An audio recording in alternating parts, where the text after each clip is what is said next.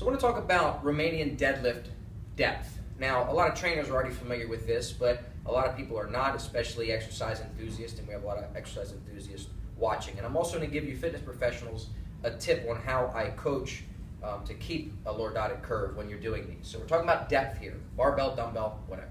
So Deanna, if you want to grab the dumbbells up. So, and just go ahead into an RDL for us. All right. So the question is, how low do I want her to go? You come on back up. Because everybody's a little different.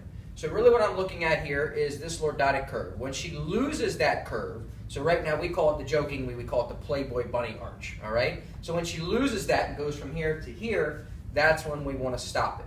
So how I know for her is what I'm going to do is pinch some skin here. And I actually learned this technique years ago, I think from watching one of Paul Chek's DVDs, which was a great cue. So right now I'm pinching some skin here, right on her spine, right in front of her spine, just some skin. I'm pinching it this way, from top to bottom.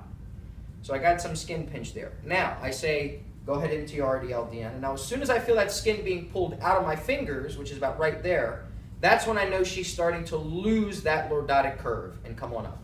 So it's very tough to look visually. We want to make sure that it gives me some tactile sense and gives her some tactile sense.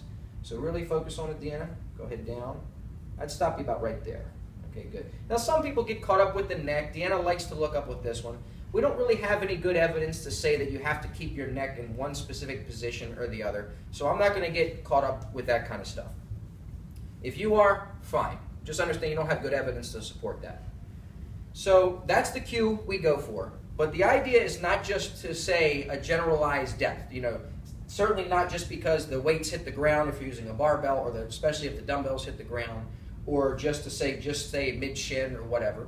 It's basically how low they can go in good control. And that's one way we tell if we're maintaining that lumbar control. Lastly, I'm not a fan, notice we did Romanian deadlifts here. I'm not a big fan of doing stiff-legged deadlifts. Now some people think those two are interchangeable.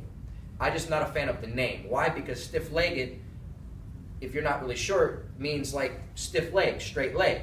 And if you have a completely straight knee when you're doing this, it immediately forces you to round out your back very early on into the exercise. And that's a quick way, if you're doing heavy loads, to increase your risk of buying your local back surgeon a new Porsche. So we're not going to do that. So we talk about Romanian deadlifts. I don't talk about stiff leg deadlifts.